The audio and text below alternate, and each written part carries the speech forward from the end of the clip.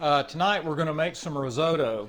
Um, so first let's go over the things you're going to need to make risotto. Of course, number one, you need the proper rice. So when you're making risotto, you want to use a rice that's high in starch and short grain. So the one I'm going to use is arborio. And then you're going to need chicken stock. What we do for chicken stock is we use this chicken base. You basically take 1 teaspoon per cup of this stuff. And so we're going to keep that simmering on the side of the stove over here. We'll be putting that together shortly. Going to use about half an onion, a couple of garlic cloves, butter, olive oil, Parmesan cheese, and secret ingredient mascarpone cheese, and then of course butter and salt and pepper. And then there's all kinds of stuff that you can put into risotto. We're going to be doing scallops as well as a side of asparagus. So we're fixing to get started. So the first thing we're going to do is get the stock going, and again we're just going to keep a pot of stock kind of bubbling away on the side. I forgot to mention wine. They say you should not cook with any wine that you wouldn't drink. I realize this is in a box, but it's really not that bad, and it's perfect for cooking.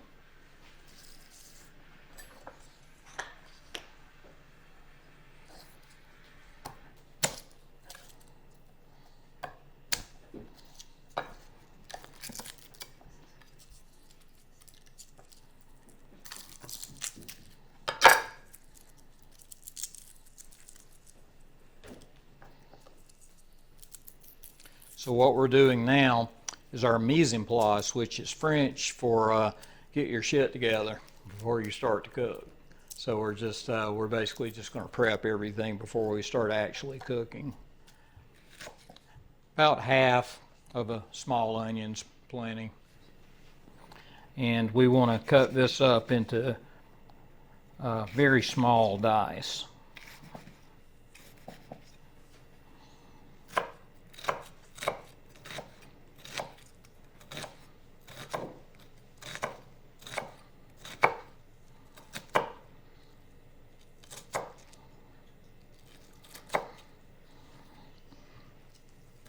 You want to keep as little of your thumb out of the dice as possible.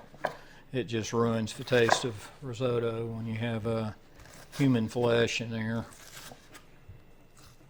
Can handle the garlic however you want. Easiest thing to do would be to just put it in the press, but I'm going to go ahead and dice it in there.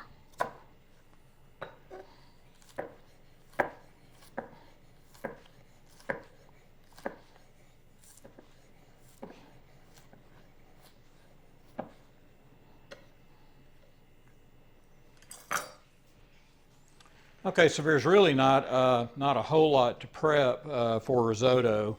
We got our onions cut up, we got our garlic cut up. So what we will do is we will start with a little olive oil.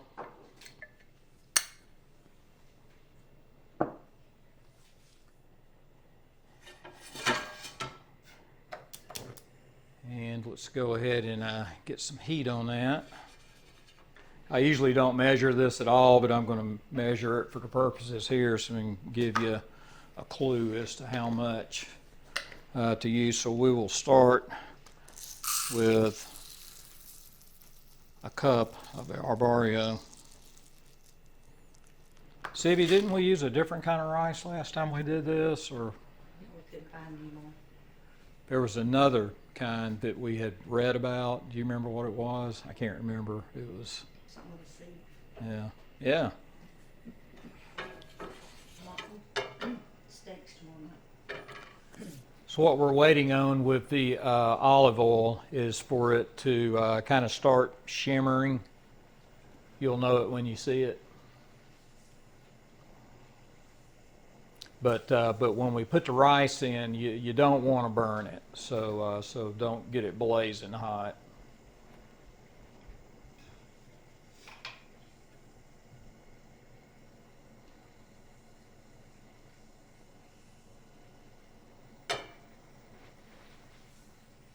And we can do a little test here, put a little bit of onion in there. Okay, I think we're good to go. So we'll go in first with the onion.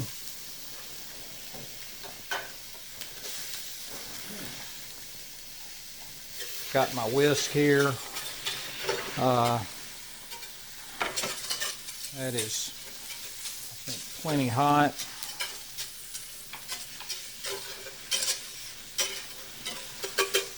We'll go ahead and go in with the arborio, and I'm going to go ahead and do another full cup.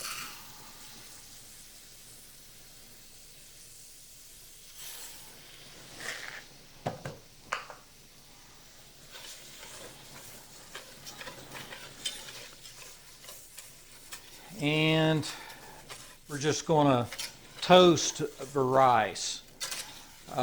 You don't necessarily want the rice to brown, but you'll smell this nutty flavor coming up from the rice as it toasts. And so once you detect that, you're done. All right. So as we get towards the end of toasting the rice, that's when we'll put our garlic in. Don't put your garlic in too early. Garlic will burn quite easily.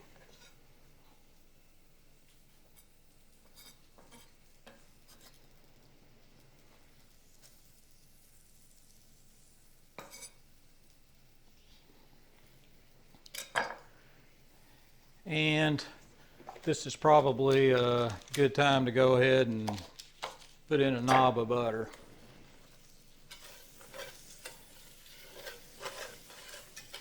What makes risotto?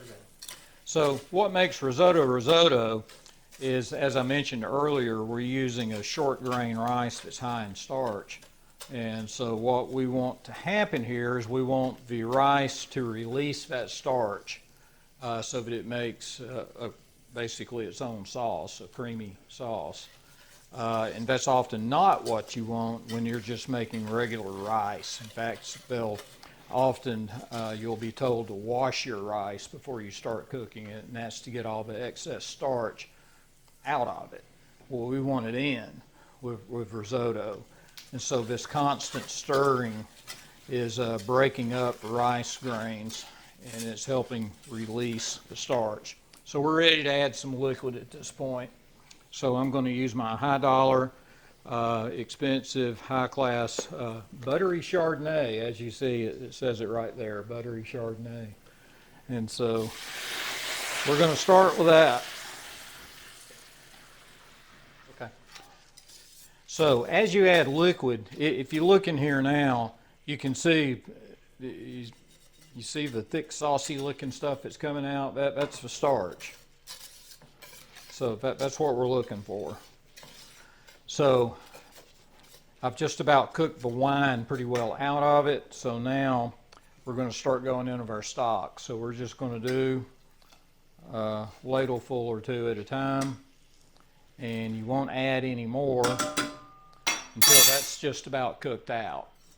So add a small amount of liquid at a time. Cook it completely out before you add more.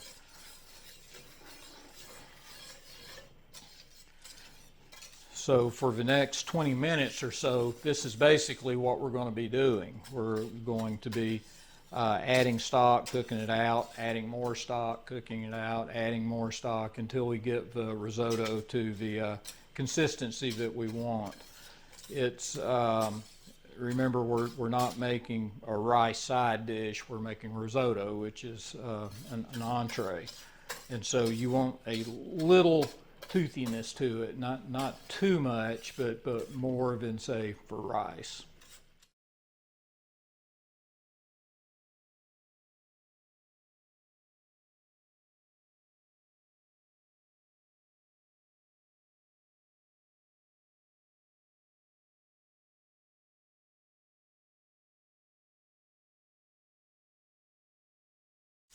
But she can try it if you would like. So this is the most important tip on cooking that I can give you guys. When somebody says, I don't like risotto, We have a burger. yeah, you can have a burger.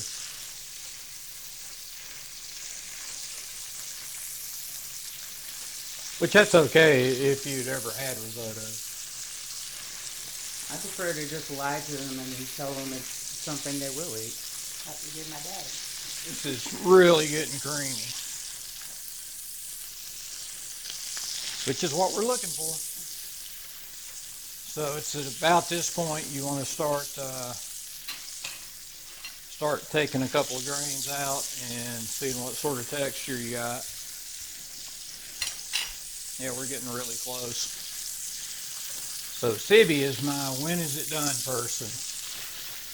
If Sibby wants it too done, I want it not done enough, so we try to split the difference. Not quite. Too chewy. Too chewy.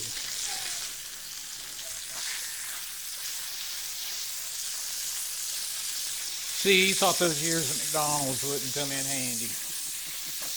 And here you are.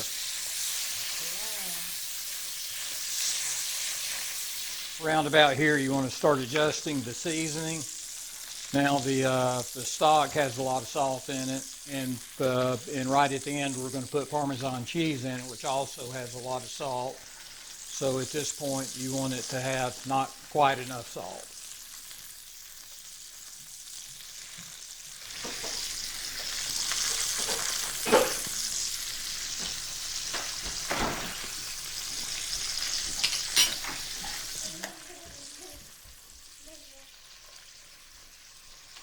That's pretty good.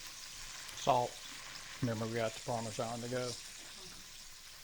think the whole salt. I didn't think so. Okay, so we think we really don't need to add any salt to it because, again, the Parmesan has a lot of salt. So this is about the texture you want.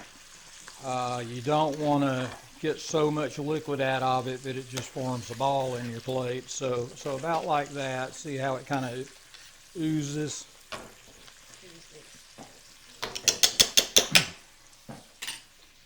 So, secret ingredient.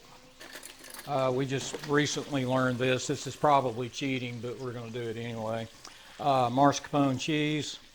We're just going to put a dollop. That's an official measurement.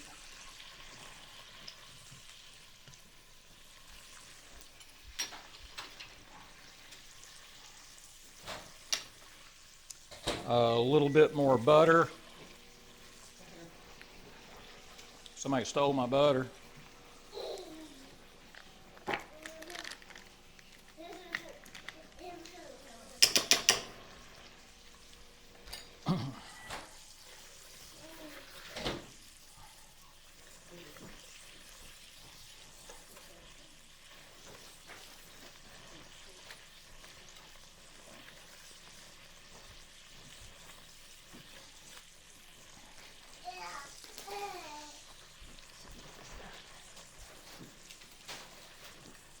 I think this is a dish you would not necessarily want pepper in, so I'm not going to add any to the pan. You can add it on your plate if you want. Okay, so at this point, I'm going to turn the heat off. I'm going to add some Parmesan.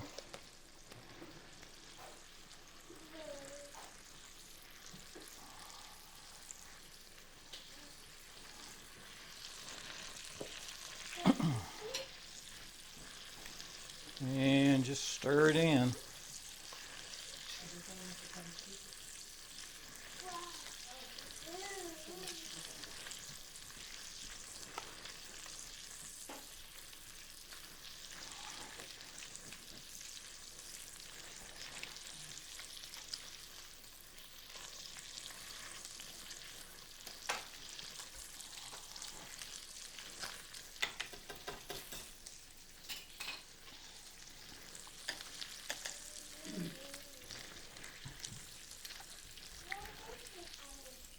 Sibby. Good. Okay. Pretty good. Yep. So that's risotto, a work-intensive dish in that you have to sit here and stir it pretty much the entire time it's on the heat. But it's really good.